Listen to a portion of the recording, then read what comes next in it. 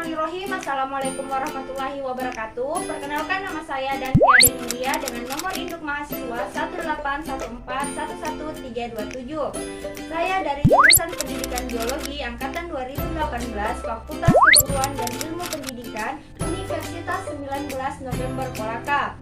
Nah, pada kesempatan kali ini saya akan membawakan dua materi dari mata kuliah saya yang berjudul Anatomi dan Fisiologi Manusia. Adapun tugas ini saya buat untuk memenuhi tugas ujian tengah semester. Adapun materi yang akan saya bawakan pada kesempatan ini ada dua. Yang pertama ada dasar-dasar anatomi dan fisiologi dan sistem pencernaan pada manusia. Langsung saja kita masuk pada materi yang pertama, yakni dasar-dasar anatomi dan fisiologi. Poin yang pertama yang akan saya jelaskan yakni mengenai pengertian dari anatomi. Anatomi berasal dari bahasa Latin yang terdiri dari dua kata, yakni ada ana yang berarti bagian atau memisahkan dan tomi yang berarti iris atau potongan.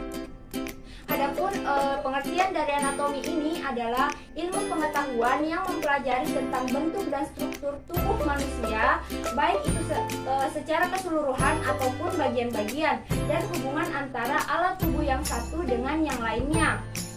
Dari sudut medis, anatomi merupakan ilmu pengetahuan yang mempelajari tentang berbagai ilmu pengetahuan yang di dalamnya itu tentang bentuk, letak, ukuran, dan hubungan alat-alat tubuh di dalam tubuh kita, sehingga sering disebut dengan anatomi deskriptif atau topografis. Nah, anatomi ini sendiri terbagi menjadi dua, ada anatomi regional dan ada anatomi sistem. Nah, anatomi regional ini adalah anatomi yang mempelajari tentang bagian anatomi berdasarkan regio atau daerah tertentu. Contohnya itu kita mempelajari anatomi pada bagian-bagian tubuh kita, misalnya pada bagian kranialis atau kepala, toraks atau dada, dan abdomen atau perut, serta bagian-bagian tubuh lainnya. Anatomi yang kedua yakni anatomi sistem adalah anatomi yang mempelajari tentang organ berdasarkan sistem di dalam tubuh kita. Contohnya itu pada sistem pencernaan, sistem respirasi, dan sistem-sistem yang berada di dalam tubuh kita. Oke, selanjutnya kita masuk pada poin yang kedua, yakni pengertian dari fisiologi. Nah, fisiologi ini juga berasal dari bahasa Latin yang terdiri dari dua kata, yakni visi yang berarti cara kerja dan logos yang berarti ilmu pengetahuan. Sehingga bisa kita simpulkan bahwa fisiologi ini adalah ilmu pengetahuan yang mempelajari tentang cara kerja organ-organ dan sistem-sistem di dalam tubuh kita. Dan bagaimana sistem kita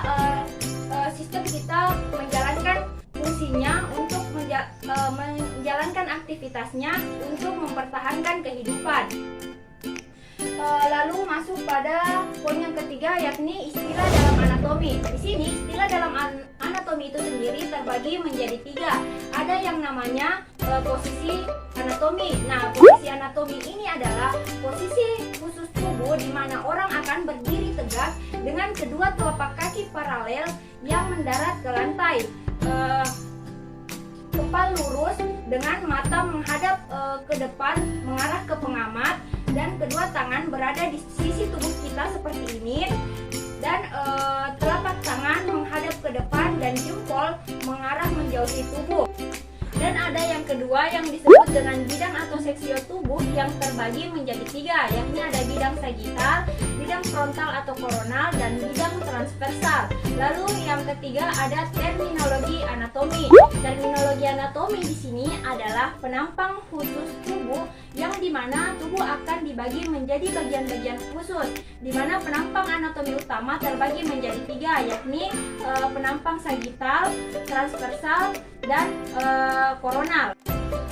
Oke, kita masuk pada poin yang terakhir pada materi ini, ada istilah bahasa di dalam anatomi. Nah, istilah bahasa di dalam anatomi ini juga terbagi menjadi tiga poin lagi. Yang pertama ada istilah untuk menyatakan lubang ruangan atau saluran.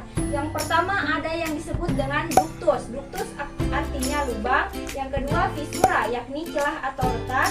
Yang ketiga ada foramen, yakni lubang bulat tempat pembuluh darah dan saraf. Yang keempat ada yang namanya kanalis, yakni lubang berbentuk saluran. Yang kelima ada cavum, yakni rongga atau ruangan. Dan yang keenam ada meatus, yakni liang atau pintu saluran. Oke, selanjutnya masuk pada istilah yang kedua, yaitu ada istilah yang digunakan untuk menyatakan daerah atau area. Yang pertama ada istilah yang namanya epigastrik atau daerah bagian ulu hati. Yang kedua ada yang namanya hipogastrika, yaitu daerah bagian bawah perut. Yang ketiga ada yang namanya ileum dextra, yaitu daerah tulang usus kanan. Dan ada ileum sinistra, yaitu daerah tulang usus kiri. Lalu ada namanya lumbal sinistra, yaitu pinggang kiri. Lalu ada namanya lumbal dextra, yaitu pinggang kanan. Dan ada namanya umbilicus, yaitu daerah pusar. Lalu yang selanjutnya kita melangkah ke istilah yang ketiga, yakni istilah yang digunakan untuk menentukan lokasi suatu perbandingan.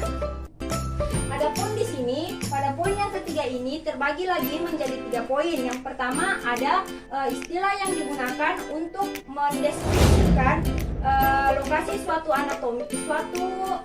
struktur anatomi. Yang pertama ada yang dinamakan dextra kanan, sinistra kiri.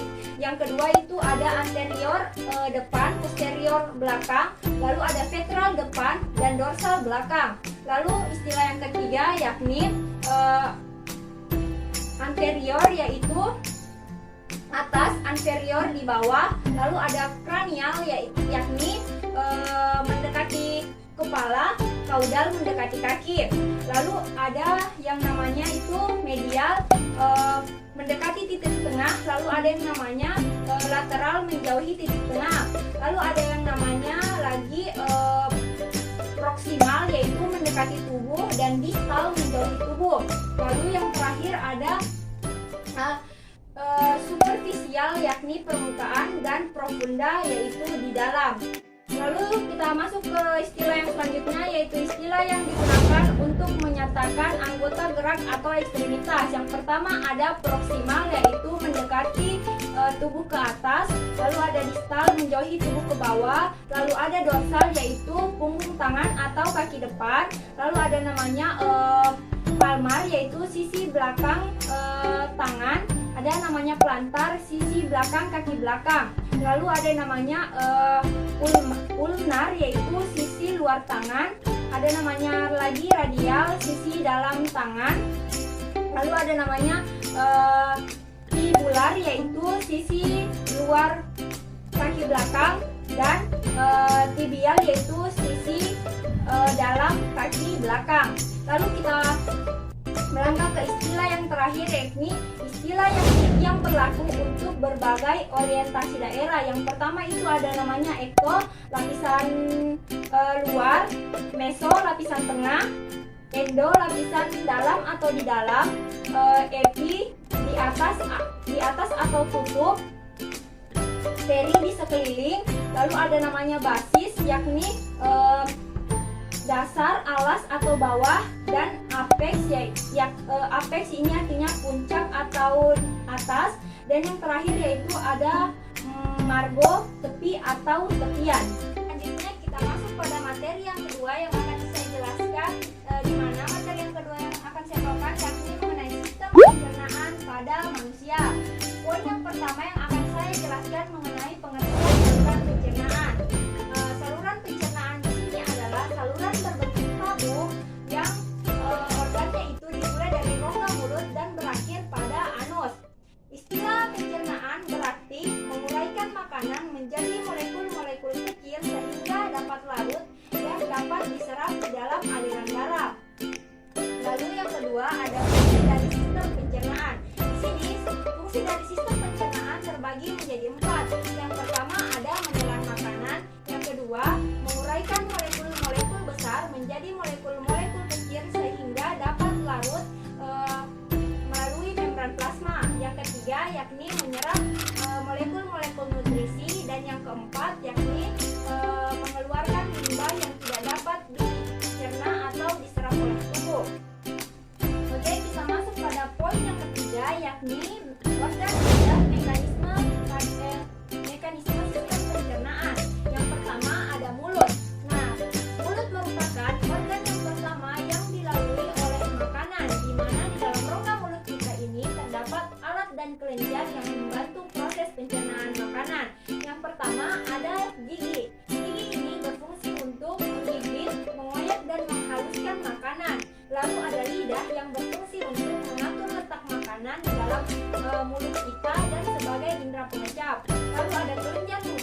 berfungsi untuk melumasi lidah dan otot-otot agar membantu mendorong makanan menuju ke organ atau saluran selanjutnya. Lalu setelah makanan dihaluskan di dalam mulut kita, selanjutnya akan masuk ke kerongkongan atau esofagus. Nah, kerongkongan ini merupakan saluran yang menghubungkan rongga mulut dan lambung kita, di mana pada kerongkongan atau esofagus ini kerongkongan akan melakukan gerakan peristaltik untuk mendorong makanan menuju ke tujuan selanjutnya atau saluran pencernaan. Lalu setelah makanan masuk ke kerongkongan atau esofagus, selanjutnya makanan akan menuju ke lambung. Nah, di sini lambung mempunyai bentuk seperti kantong yang menggelembung yang berada pada sisi kiri perut kita. Lambung dapat menampung 1 hingga 2 liter makanan. Ketika makanan masuk ke lambung, di sini makanan akan diaduk dan digiling. Dan lambung ini sendiri mempunyai fungsi ada 3. Yang pertama, sebagai tempat menyimpan makanan sebelum disalurkan ke saluran pencernaan berikutnya. Yang kedua, untuk memecah dan mengaduk makanan dengan gerakan peristaltik. Lalu fungsi yang ketiga yakni untuk memecah dan menghancurkan makanan dengan bantuan enzim yang berada di dalam lambung kita. Lalu di dalam lambung ini sendiri terjadi pencernaan secara mekanik dan kimiawi. Lalu setelah makanan diaduk dan digiling di dalam lambung, selanjutnya makanan akan menuju ke usus halus, di mana usus halus di sini berbentuk tabung tipis yang mempunyai panjang 6 hingga 8 meter. Disinilah tempat 90% terjadinya proses pencernaan dan penyerapan makanan terjadi. Usus halus di sini terbagi menjadi 3. Yang pertama ada usus 12 jari atau duodenum yang berperan dalam proses pencernaan kimiawi dengan bantuan getah empedu dan getah pankreas. Lalu ada usus penyerapan atau jejunum yang berfungsi untuk penguraian nutrisi dan penyerapan nutrisi lipofilik dan penyerapan air. Lalu yang terakhir ada usus penyerapan atau ileum yang berfungsi, di mana usus ini yang akan menyelesaikan proses penyerapan nutrisi seperti gula, asam amino, asam lemak, gliserol, vitamin serta mineral. Lalu selanjutnya ada usus besar. Di sini usus besar berfungsi untuk menyerap sisa air yang ada di feses dan menyimpan feses kita hingga siap dikeluarkan dari tubuh kita. Dan organ yang terakhir di sini ada anus. Nah, anus akan menjadi organ yang terakhir pada sistem pencernaan yang akan membantu kita untuk pengeluaran sisa makanan atau defekasi akhir dari sistem pencernaan makanan kita berupa kotoran atau feses. Nah, itulah tadi 2 materi yang saya bawakan dari mata kuliah saya, yakni anatomi dan fisiologi manusia. Semoga bisa dipahami bagi penonton dan bagi diri saya sendiri. Lebih dan kurangnya mohon dimaafkan. Wabillahi taufiq wal hidayah. Wassalamualaikum warahmatullahi wabarakatuh.